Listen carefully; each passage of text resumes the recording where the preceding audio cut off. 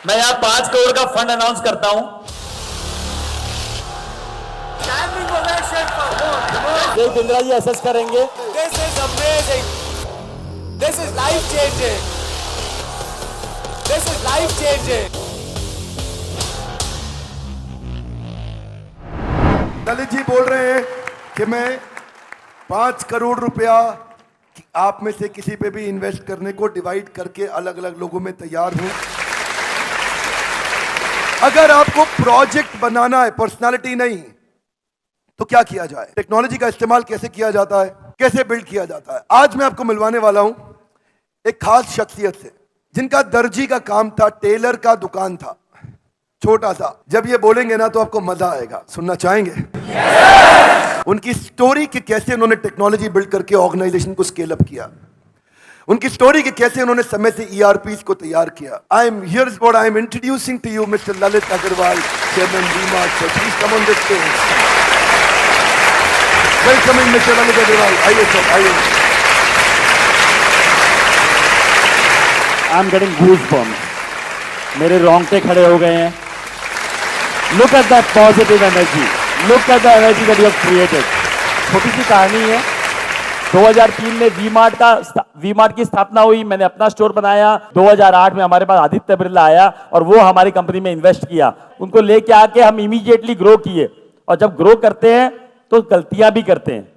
जब आपके पास पैसा आ जाता है सिर चकराने भी लग जाता है, दिमाग के ऊपर कौवा बैठ जाता है। क्या बोलते हैं, दिमाग पे कौवा बैठ जाता है कि सोच हो जाती है कि हम जो कर रहे हैं वो अच्छा ही कर रहे हैं, सब सही कर रहे हैं। तो उस समय बहुत तेजी से हमने पैसे आए थे, बहुत तेजी से दुकानें खोली, लेफ्ट राइट डिसीजन लिया। बॉम्बे में जाके दुकान खोल दी, कोल्हापुर में जाके दुकान खोल दी, कोई इधर ईस्ट में जाके दुकान खोल दी। तो वो अलग अलग साइज की दुकानें खोल दी, अलग अलग तरीके का सामान उसमें रखने लग गए। तो उससे हमें 2009-10 जब लीमैन ब्रदर की क्राइसिस हुई, उस समय जब खराब समय आया, उस समय हमारी प्रॉफिटेबिलिटी टैंक कर गई। हम उतना रिटर्न जो जनरेट कर रहे थे वो जनरेट नहीं कर पाए।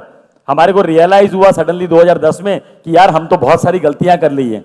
तो उस गलतियों को हमने बैठ के लिखा, हमने अपनी एक बोर्ड मीटिंग बुलाई। उस बोर्ड मीटिंग में हमने उसको चॉक डाउन किया।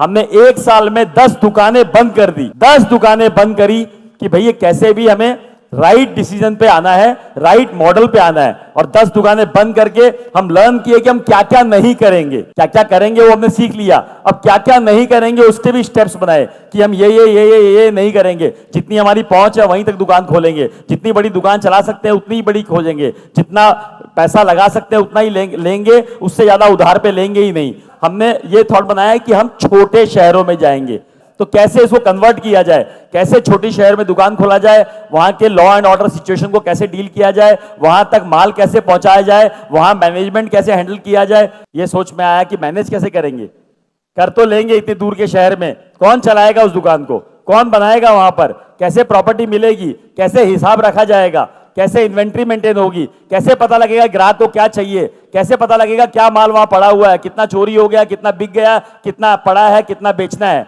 ये सारे सवाल आए। उन सारे सवालों का जवाब खोजने की कोशिश की गई कि कैसे उस जवाब का सवाल खोजा जाए। तभी एक दिमाग में आया कि नया नया ईआरपी वर्ड आया था, नया नया टेक्नोलॉजी का वर्ड आया था। और उसी समय हमने एक ईआरपी वेंडर से बात करी, उसको समझा। वो छोटा सा एक सॉफ्टवेयर बनाता था, उसी को समझ के उसी को हमने इंप्लीमेंट करने की कोशिश करी और उसको हमने उसी समय इंप्लीमेंट कर दिया। जब इंप्लीमेंट कर दिया तो हमारे पास वो थॉट प्रोसेस आ गई कि यार टेक्नोलॉजी से हम कम से कम देख तो सकते हैं कि कौन सा माल कहां बिका, कौन सा माल की कहां जरूरत है, कौन सा माल कितना स्टॉक में पड़ा हुआ है। उससे बहुत कुछ, शायद ईआरपी से और भी बहुत कुछ जो फायदा हुआ कि कितने वेंडर ने क्या माल दिया, उसका कितना पेमेंट हुआ, उसका माल कितना बिका, कितना हिसाब पूरा बराबर मिल गया। तो सबसे पहली शुरुआत वहां से ईआरपी से हुई और हमने छोटे शहर में पेनिट्रेट किया और छोटे शहर ने हमें इतना रिवॉर्ड किया क्योंकि इतनी बड़ी जनता है जो कि आप हर कोई चाहता है कि अच्छा दिखे, अच्छा पहने, अच्छे से रहें और अच्छे अपने बच्चे को और परिवार को देखें। तो हर कोई चाहता है, लेकिन उसको अपने पॉकेट साइज में अगर मिल जाएगा तो वो लेना चाहेगा। ऐसा कोई रॉकेट साइंस नहीं है कि हमें रॉकेट बनाना है, हमें एक सिंपल काम करना है। अगर हम ध्यान से फोकसफुल करें तो काम हो जाएगा। क्वालिटी जो है पैसे डालने से नहीं बनती है, क्वालिटी खाली केयर, मेहनत और राइट नॉलेज से बन सकती है। Standing ovation, very large round of applause for Mr. Lalit Agarwal. Thank you, sir.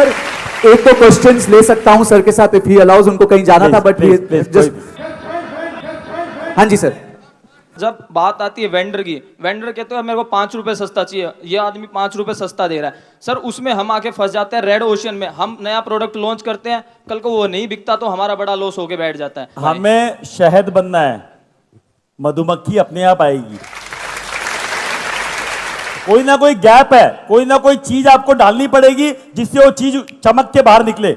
जब जो लोग अपने आप भिनभिनाए आपके अराउंड, अपने आप बोले कि मैं कपड़ा आप ही का लूंगा, मैं माल आप ही का लूंगा, वो तो प्रोडक्ट, उसकी सर्विसेज, आपके व्यवहार, आपके आचरण, आपका तरीका में क्रिएट करना पड़ेगा और यही सब आप लर्न करके जाओगे यहाँ से। Good morning sir. Sir good morning. आपने कहा कि बोला कि अपने स्टाफ को आप छोड़ो, जैसे बच्चों को आप चलना छोड़ते हो, चलने के लिए छोड़ देते हो, तो जैसे जैसे हम जब भी स्टाफ पे पूरा ट्रस्ट करते हैं ना, स्टाफ कभी ना कभी धोखा दे देता है सर। कोई बात नहीं, ऐसा भी नहीं है, कोई बात नहीं, गिरोगे, पड़ोगे, लगोगे, गाड़ी लेके निकलते हो, चलाते हो तो कभी ना कभी एक्सीडेंट होता है, कभी हल्का सा टच होता है, कभी बहुत बड़ा एक्सीडेंट होता है, तो गाड़ी चलाना बंद कर दोगे, गाड़ी में बैठना बंद कर दोगे। तो ये विश्वास के साथ ही चलना पड़ेगा कि जीवन में निकले हैं तो कुछ ना कुछ होगा, कुछ ना कुछ होगा, उस होने के सदमे से हम बैठ नहीं जाएंगे। सर मेरा प्रॉब्लम भी स्टाफ से रिलेटेड है। वो लोग कहीं ना कहीं हमें बीच में छोड़ देते हैं कि हम लोग अकेले पड़ जाते हैं, वो लोग अपना 7-8 बजे चले जाते हैं। मेरा मैन्युफैक्चरिंग बिजनेस है तो हमें लोडिंग भी करवानी पड़ती है और हमें सब करना पड़ेगा। 10 बजे तक शुरुआत में सारे काम करने पड़ेंगे। 100 बार टेम्पो में बैठ के डिलीवरी देके आया हूं, 100 बार। मैं यहाँ 5 करोड़ का फंड अनाउंस करता हूं। This is amazing. This is life changing. This is life changing.